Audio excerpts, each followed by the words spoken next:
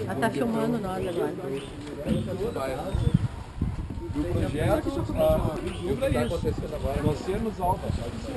Os que a gente tem hoje modernamente, vamos dizer assim, pelo mundo afora, é montadora de gaitas.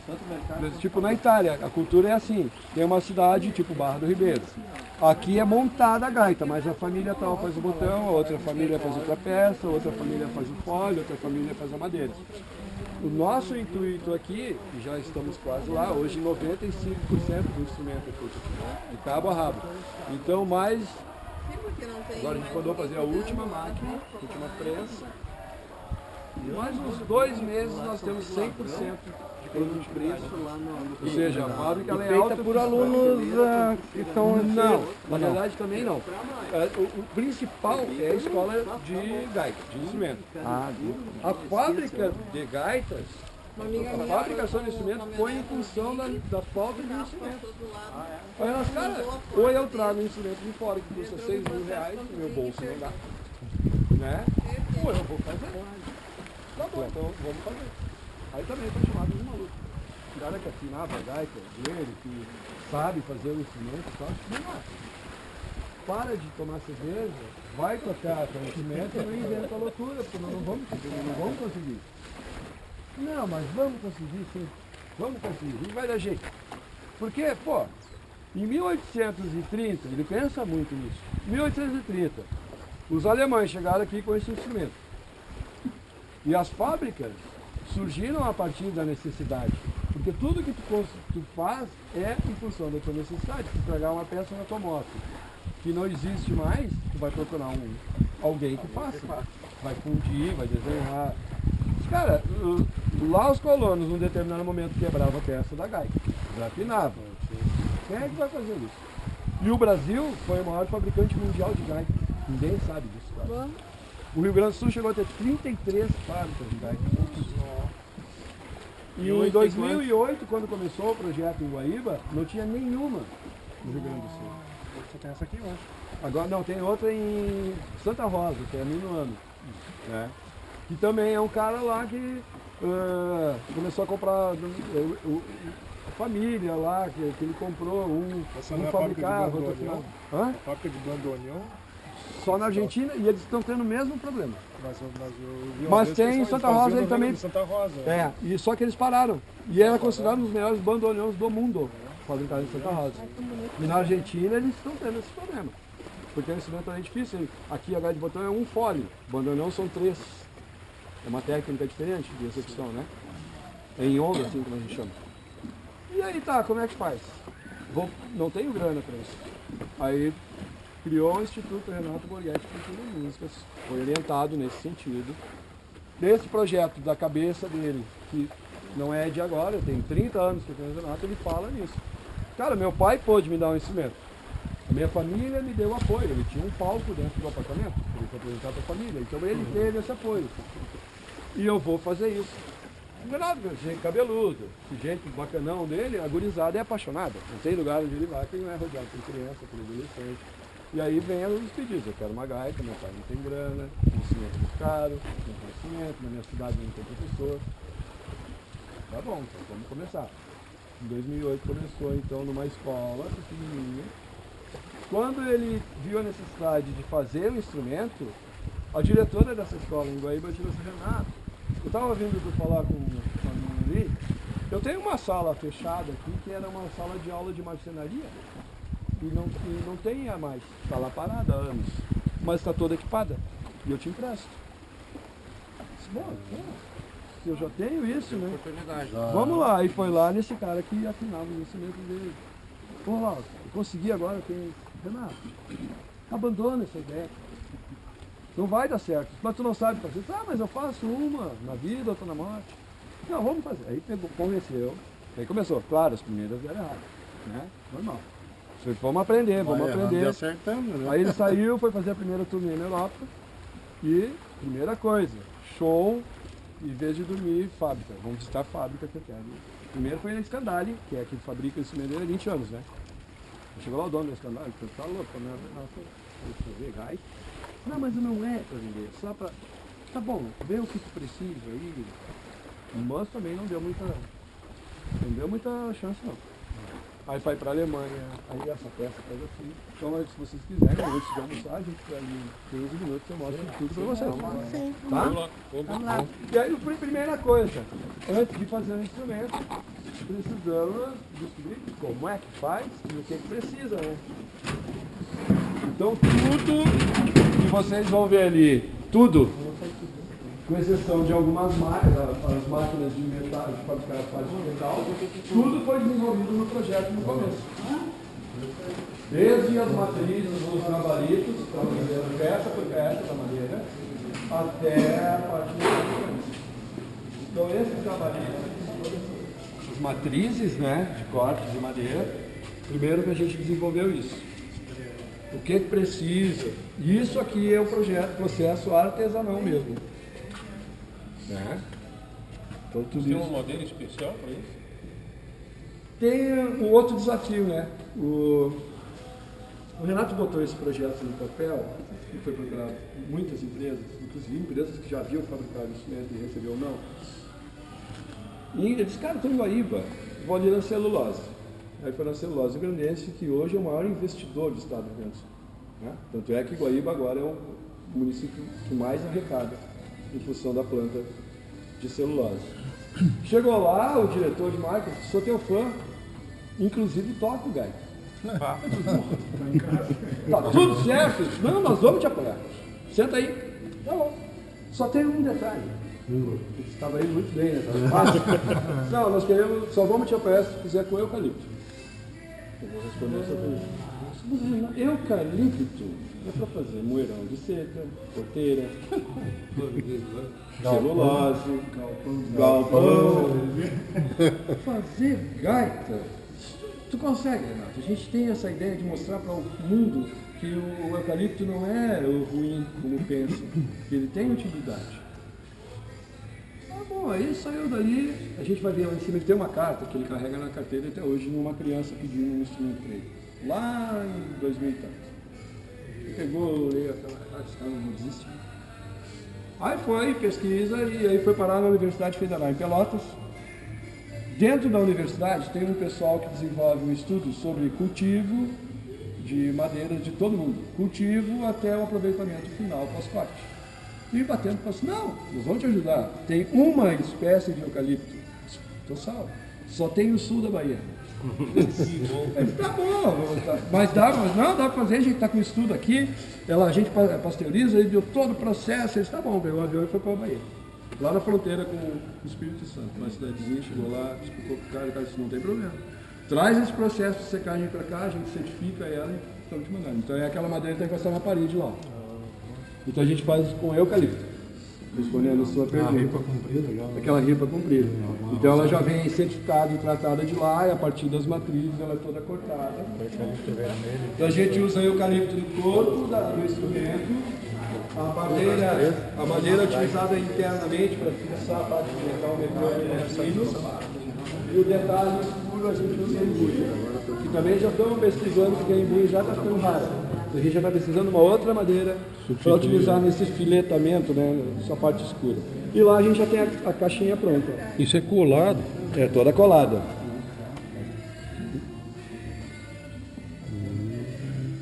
Então aqui essa aqui que vai na parte interna é uma madeira bem leve, que é pinus, né? Aqui a gente tem o eucalipto, que é essa madeira mais clara, e a madeira mais escura é o embuia. E cada gaita tem a sua impressão digital, não tem uma igual a outra. Pode ver lá em cima, todas são diferentes. Fabricamos 3 por mês. 3 por mês? 3 gaitas por mês. E vendem a quanto? Não é vender. Vai mandar para a escola. Agora esse mês a gente vai vender 2. Ah, é? Porque nós precisamos um equipamento para finalizar esse processo de autossuficiência. Então a gente não conseguiu patrocínio para essa máquina. Né? Então nós estamos vendendo 2 gaitas. Já tem. A gente recebe muito pedido de compra. Né? Então escolhemos lá 2 pessoas que vão comprar esse instrumento para a gente pagar esse equipamento. Legal. Aí nós vamos fazer a palheta. Para ter uma noção, cada matriz que a gente precisa para ser feito custa em torno de R$5.000. Nós tínhamos uma deficiência aqui de 6 matrizes para fazer peça, né? Aqui é a sala de fole. Também aqui é a recuperação de uma parte da cultura. Porque o papelão para fazer o fole não pode ser qualquer um. Fomos pesquisar quem é que fornecia papelão para as fábricas. E chegamos lá em Timbó, Santa Catarina, na cidade de Timbó, e o nome desse papelão é Papelão Timbó. Esse pessoal fazia o papelão para as fábricas que tinham aqui. Obviamente, como não tinha mais fábrica, algumas tinham parado. O Renato foi lá, explicou, e o cara disse, vamos produzir. Aí produziu. Na verdade foi assim, chamou o Renato de sala e disse, foi num arquivo lá que puxou uma ficha antiga. Só essa aqui, essa é a composição química, o processo de fabricação desse tipo de papelão nós vamos resgatar então do tipo. Então eles começaram a produzir esse papelão para a gente. Veio uma partida, não deu muito certo, né? Aí eles tinham tido alguns problemas de chuva, inundação, Aí depois agora acertaram, então a gente recebe esse papelão de lá. Ele é vincado naquele cilindro, é feito um vinco, lá em cima a gente tem uma amostra, e depois ele é dobrado à mão. Aí nós desenvolvemos aquela, lá onde está a janela tem aquela prensa, que é horizontal e vertical, foi desenvolvida também dentro do projeto, e faz aquela peça que está encostadinha na parede ali. Né? Fica prensado. Depois ela vem para essa armação de madeira, e aqui é montado o retângulo, são 4 peças para cada fole. Então aqui é montado esse retângulo do fole, finalizado com uma película de couro para não quebrar, né? Quanto tempo leva? Cada fole 1 semana. Não, para a gaita tá prontinho. São 3, na média de 12 dias, 15 dias cada gaita. 3 por mês, né? Depende se não falta energia. Ou se está muito úmido, porque a cola, utilizar a cola à base d'água. Está muito úmido. Graças a Deus não tivemos problema de enchente aqui de chuva. Porque quando foi feita a reforma desse prédio, que é uma outra etapa do projeto, toda a parte do corpo pluvial foi refeita. Então a gente até, no caso, ajudou um pouco a cidade, porque o fluxo de água que descia... Desde quando está aberto aqui? 1 ano fez em junho. Dia 10 de junho de 2014 a gente inaugurou. Aqui a gente tem um jovem aprendiz, que é um ex-aluno da Barra, que sempre demonstrou interesse e tal, porque um jovem aprendiz que estava aqui agora, está com 18 anos, e assumiu a montagem. Então é uma forma que a gente tem também de passar o Vai virar um idoso aprendiz. Eu estou recebendo, não para isso, mas a gente está recebendo aqui o tradutor oficial da celulose em todo mundo, é um americano, e ele se aposentou. E ele comprou uma casa na Barra do Ribeiro e a gente está cedendo uma sala para ele, acho que a partir de 2016 ele vai dar aula de inglês gratuito para a comunidade. E tem muito disso, então, mas nós temos outras ações, né, que o pessoal ajuda. Tem um grupo de motociclistas de Novo Hamburgo, com a enchente aí nos trouxe 180 quilos de mantimentos. Agora no aniversário do Renato, que nós comemoramos domingo, deu 250 pessoas aqui, né? O presente era mantimentos, então entregamos agora meia tonelada entre roupa, fralda. Tem que fazer, não adianta só, gente, claro, o resgate da criança para tocar o instrumento, que isso não existia mais, né? O instrumento gaita de botão, a gaita ponto, foi suplantada pelo acordeão. Tanto é que historicamente, num determinado período, aqui no Rio Grande do Sul, não era bem-vindo um grupo que fosse tocar um baile que tivesse gaita de botão, porque não era chique. Era chique usar o acordeão, que tinha muito mais notas, que era muito mais bonito, que tocava muito outras coisas. E a gaita de botão começou a ser escanteada, para perder o valor. E isso, em 2008, de 33 fábricas, nós não temos nenhuma, e com essa necessidade de fazer esse resgate, né? Então se conseguiu. Quantos funcionários tem aqui hoje? 4. A gente tem um marceneiro profissional, um jovem aprendiz fazendo os foles, o que era o fabricante de foles, o Jefferson, agora faz a montagem, e o artista responsável por todo esse método, que é o Rogério, né, que conduz todo o processo de fabricação até a afinação, que ele faz. E aí depois de pronto, embala, manda para a escola, para a gaitoteca. Né? E o que é a nossa sala, tipo aqui do lado? Essa aqui é a sala de aula em grupo e ali é a sala de aula individual. A fábrica é só na Barra, né? E hoje em 7 cidades nós temos 8 escolas, temos 2 em Porto Alegre. E o processo começa na sala de aula individual. E aí, ó, então é uma hora por semana com professores praticando. Isso é histórico do instrumento. Na Itália, na Alemanha, na França, na Índia, na Arábia, né? Que tem os instrumentos gaita. Pessoa mais idosa, assim, que não tem muito talento, consegue aprender? Consegue. Nem eu. Na verdade, é tudo dedicação. Consegue. Não tanto, e tem assim, por que a gente atende de 7 a 15? Entender gurizada. Os professores, e aí tem muita questão do avô, do pai, do tio, que vem aqui, traz uma dúvida, então os professores, alguns têm agenda, né, e dão aula, tá? E tal. E tem porque o cognitivo, ele no caso da melhor idade, do pessoal mais idoso, o cognitivo a gente consegue retomar, né?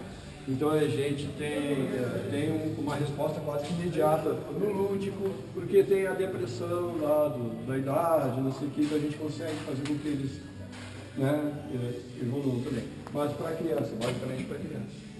E claro, eles sendo a gaitoteca, eles levam a gaita para casa.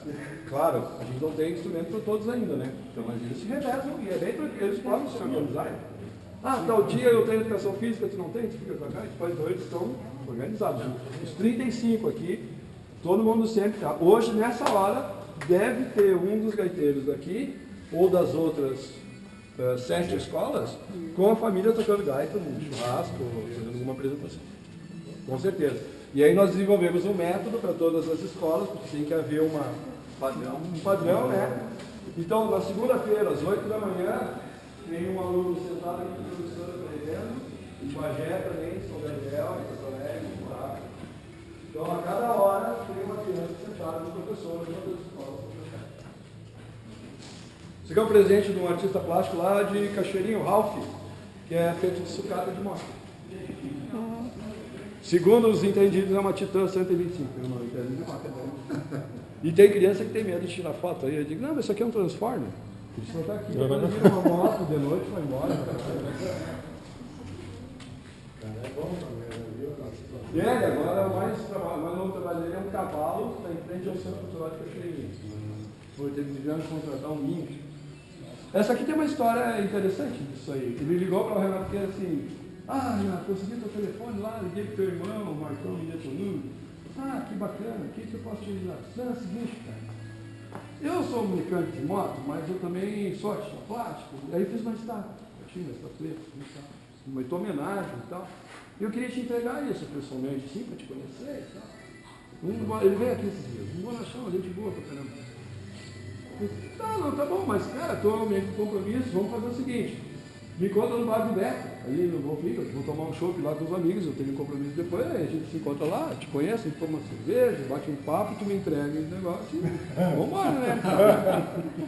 Tá, ele falou que tá lá, e encontrou um outro amigo nosso, estão lá tomando cerveja, daqui a pouco vem um cara lá, com chapéu, assim, parecia o Indiana Jones, tal. Tudo bem, né? Todo sujo de graxa. Eu sou o Ralph, eu te liguei aí, velho. Você não é? Não, tá. Aí toma lá a cerveja. Aí vai assim, cara, trouxe aí o negócio. Bacana, sabe? Mas eu já tenho outro compromisso. Não, tá ali na caminhonete. Então tá, então já vamos lá, então, não sei o que. Aí chegou lá e disse que tá a caminhonete, vai parar com esse negócio assim. Esse tamanho. Aí chamaram todos os garçons do bar. Isso aqui é pesado pra caramba. Aí botaram na caminhonete. Aí esse cara é muito estranho, porque uma coisa que ele não é egocêntrico. Você imagina eu andando na Cidade Baixa, no Bonfim, com uma estátua lá, cara, eu queria me esconder, pô, cara, além de agora anda com a estátua. Aí ela veio pra fazenda, pra pousada. E no dia da inauguração a gente trouxe pra cá. Quiser seguir? Legal. Essa daqui é uma das máquinas que não deu certo. A gente tentou desenvolver, tentamos mecanizar o fole, mas não ficava bacana. Então ela está aí, esse protótipo está aí parado. Mas o cara que desenvolveu disse que vai armar. Esse endereço que está no site em Porto Alegre. Da Basco? Da Basco é o nosso escritório. E agora vai mudar, a gente vai tirar agora. Nós vamos mudar o endereço. Olha a foto, detalhe na foto. Esse cavalo que você falou. as escolas. Volta a Butiá aqui, que é mais recente. Essa é a primeira gaita do Renato. Não. 84 já é outra. Essa aqui ele ganhou quando ele tinha 10 anos. O pai dele, o seu Rudy, o Borguetão, é um dos fundadores do CDG 35. Claro, ele fundou com o Paixão Cortes, com o Darcy Fagundes, o pessoal da época, né? E claro, o Renato tinha 8 anos, o Marcos 9, foram para o grupo de dança, Mirim. Procurava para a hora de dançar, cadê o Renato? Estava lá do lado do palco, vendo gaiteiro. Vem lá, vem dançar, está. Ia lá dançar, não sei o quê. Outra, agora vamos fazer o pezinho, cadê o Renato? Lá do lado do gaiteiro. Aí eu disse, pô, faz assim, eu gosto de dançar, mas eu queria tocar. O pessoal dançar. Aí o seu Rodrigo foi lá. Aí ele aprendeu. Aí o Renato chegava no colégio, guardava tudo, fazia o que tinha que fazer de tema, botava o disco de vinil na vitrola e ele aprendeu ouvindo o disco. Aprendeu ouvindo. Aprendeu ouvindo. Ouvindo. Claro, mais adiante ele começou a ter aulas, né? Então ele ia lá e tirava de ouvido, aí o seu Rudi que fez? O Borguetão foi lá e construiu um palco e botou na sala. Família de italiano, aí reunia a família e tal, aí apresentação do Renato no palquinho dentro da sala de casa. Ali ele foi incentivado. Ali ele começou a entender. Quando ele ganhou o disco de ouro, o Renato é o primeiro e único artista brasileiro instrumental a ter disco de ouro. Na época, 100 mil cópias de vinil tinha que vender, né? Quando a indústria fonográfica entregou esse prêmio, o resto do Brasil pegou e colocou os olhos para cá. Só um pouquinho. Quem é esse guri? Quem ele pensa que ele é? Com esse cabelo comprido, com esse chapéu enfiado na cara, tocando essa gaita para ser disco de ouro. E não foram poucos artistas, Tom Jobim, Sivuca, Hermeto Pascoal, Baden Powell, né? Quem é esse cara? E aí se voltaram para a nossa música. E hoje o Renato ele é reconhecido fora do Brasil. Recebemos belgas aqui. Não, nós vimos um show do Renato na Áustria e soubemos o projeto, vimos o site, viemos a São Paulo e tiramos um demo para esse. Que idade ele tem, Renato? 52. É um guri ainda. E aí quando ele ganhou esse disco de ouro, a Hennig produziu aqueles dois modelos. A Borghettinho de 4 e a azul que é a Borghetti. E é legal porque tem cara da minha idade, aí, 50 anos, 40 e poucos anos, que tem ainda a gaita porque o pai deu na época, porque era o bom, né? E essas ainda funcionam. Essa gaita ele tinha... Não toca aí uma... Eu não sei tocar.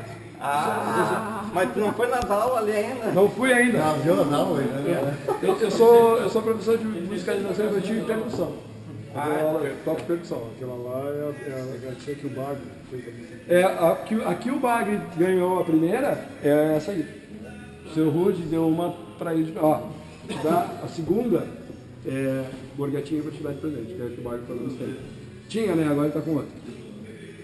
Então é isso. E aí se desenvolveu esse método. É um instrumento difícil porque é uma nota quando abre e quando fecha, que a gente chama de diatônico, né? E os alunos têm essa metodologia aí para as primeiras aulas. E ao contrário do que muita gente pensa, gaita ponto não porque é botão, né, de ponto de botão. É porque, como ela é uma nota quando abre, uma nota quando fecha, só tem uma que é igual, que é a nota Ré, que é o ponto de afinação. E por isso que é gaita ponto. Essa aqui, esse quinto botão é a mesma nota, tanto faz a mesma. Ele explicando que abre a nota, assim, ele dá um barulho, quando volta é outra. Essa aí não, né? Essa nota é a mesma nota. Mesma nota sempre. E aqui as escolas, né? 215 crianças. Tem muita gaita para fazer. Eu digo que a gente vai dar um tempo assim de abrir a escola, porque não vai dar. Vamos ver.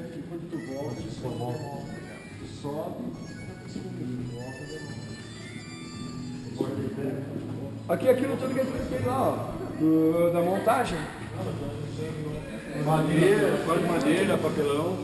E a parte metal mecânica toda ela é feita aqui com exceção da parede.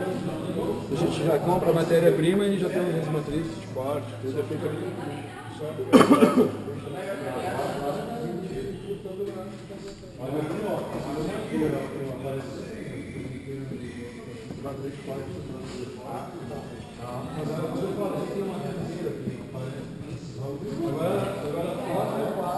a prensa de palheta. Essa prensa é só para você palheta. Não tem como adaptar outra, tem que ser específico para isso. Aí a gente conseguiu os caras de Santa Rosa, se desenvolveram, agora está descendo o desenvolvimento em cima da área. A gente tem um parceiro que é que doa aqui, fogão, bebedouro. Eles já se predispuseram com ela vai ser fundida as matrizes do Brasil brasileiro. Nós pagamos os brasileiros que já fez, e aí 2 meses chega aqui. Eles fizeram um prédio praticamente novo. Aí, e essa prensa é o seguinte, elas são 3 batidas. Uma assim, assim e outra assim. Para fazer a batida. Para fazer a palheta.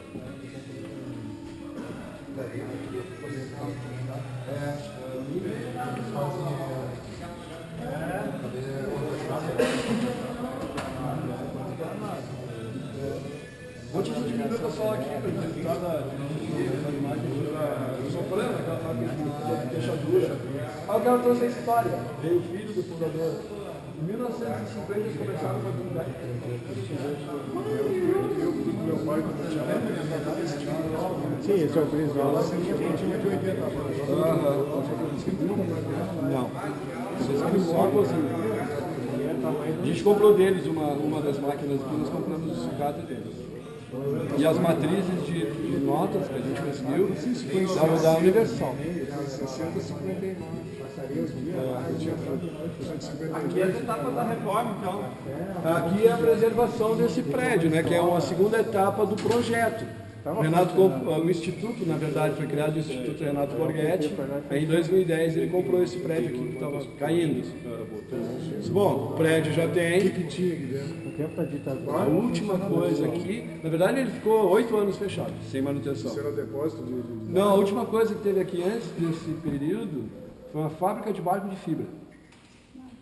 Aí o cara fechou. Originalmente ela foi criada. A primeira ocupação daqui foi depósito de arroz. O arroz produzido na região vinha para cá e pelo trapiche que ele é embarcado para Porto Alegre, porque não tinha BR. Então nós tínhamos de uma ponta a outra 18 ancoradores. Alguns prédios ainda têm os letreiros voltados para o Rio. Tem que dizer que nem lá o hino do Arabaré. E aqui é o seguinte, aqui era o arroz, aí lenha de eucalipto para as padarias em Porto Alegre. Isso aí daqui, pescado, charque, carne, naquela época não tinha essa coisa de fiscalização, né? Carneava ali, embarcava aqui, entregava lá. E aqui ele recebeu alguma verba pública para conseguir ou não? Aqui a gente tem, pela lei Rouanet, a celulose Rio Grande do Sul nos repassa uma verba anual e abate no imposto de renda. E o resto nós complementamos com bolsa, cachês de show. Então, tipo hoje, o show de hoje é para pagar uma das matrizes. E aí vai faltar, então a gente vai vender 1 ou 2 gaitas para complementar o que falta. Porque assim, quando a gente começou em 2008 na escola, o custo era quase zero, porque a sala de aula era emprestada, a luz era grátis, a água era grátis, né? E o Renato pagava 2 caras que trabalhavam com ele. Quando a gente veio para cá, obviamente, não tem isso. Então aqui a gente tem custo de energia, água, Mas o município salário. aqui não ajuda com essa parte? Nada? A única coisa que a gente pede, não atrapalha. Isso aí. É a primeira coisa. Não atrapalha. Grande coisa. Então assim, tem encargos, tem salários, todo mundo é contratado. Os 2 menores que a gente tem aqui pelo CIE. Mas imagina quanta gente vem para a Barra do Ribeiro para conhecer aqui, o município não tem que estar... Teria? Está filmando, não vou falar nada.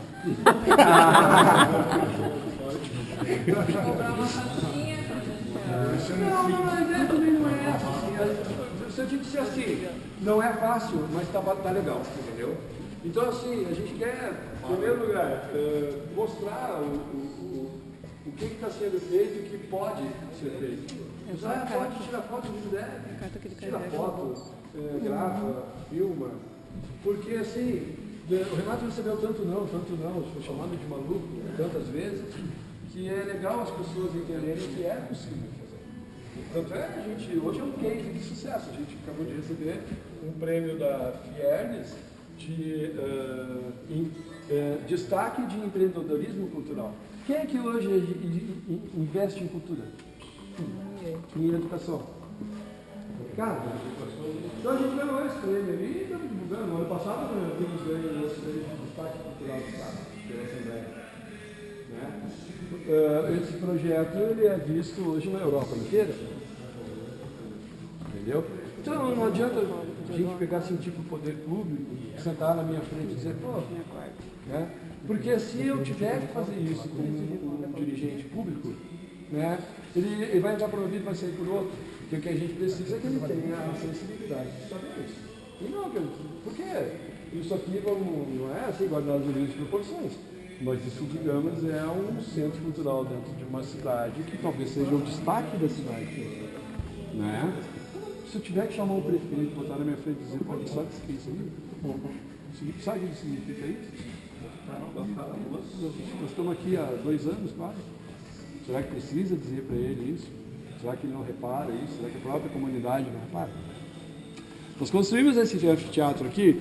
Se eu te disser que eu vou fazer um show amanhã, um exemplo, tá? E vou cobrar 5 pilas de 78 lugares, da cidade não tem 40. Se eu botar R$25, dá 10 pessoas. Se eu colocar de graça, periga não lotar. Então, o que é? Nossa função aqui, em primeiro lugar, criança, fábrica, fazer instrumento, botar na mão da gurizada para estudar. Segundo momento, formação de plateia. Então, à medida que a gente tiver isso aqui funcionando, trazendo cultura, né, também, bacana. Só que nós temos que formar a comunidade, a gente tem que refazer esse processo, retroceder ao que não era antigamente, as pessoas aportarem para dentro de um teatro para ouvir música. Então tem um trabalho de formiguinha que é ensinar as pessoas, ou ensinar as pessoas a ouvir música. Né? Então, tem todo isso a gente começa com ele. O total do Balquistão. Esse aqui era do Pedro Raimundo? Não, essa gaita aqui ela é presente de uma bisneta de uma colona alemã e ela deu para o Renato tem uns anos. Aliás, na época da inauguração aqui, isso aqui era da minha bisavó e quem tocava essa gaita na família era uma escrava. O Pedro São Pedro Raimundo, que é de Laguna, da cidade catarinense. Era aquela música da Mariana lá. Defender dela. E o Pedro Raimundo foi quem levou a cultura daqui do estado, apesar de catarinense, para o Brasil inteiro. Dizem as má línguas que quem apresentou esse tipo de instrumento para o Luiz Gonzaga foi ele. Mentira. E o seu Moisés Mondadori está aqui porque é uma referência musical para a gente. Porque o primeiro disco de música instrumental, que é a área do Renato, foi gravado por ele em 1928, música instrumental com gaita de botão. Ele juntou umas economias lá, eles são de vacaria, essa família. Juntou uma grana, em 1928 veio a Porto Alegre e gravou o primeiro disco com gaita de botão, disco instrumental. E aqui a gente põe o primeiro instrumento de fole, 2.700 a.C., descoberto na China, né? Coisa de chinês. Só que tem uma réplica dele no Museu da Gaita. A gente imagina que assim, era um fole mesmo de soprar fogo, né? Devia ter rachado em determinado momento, ele fez uma nota, quando abriu uma nota. Aí a variação dele é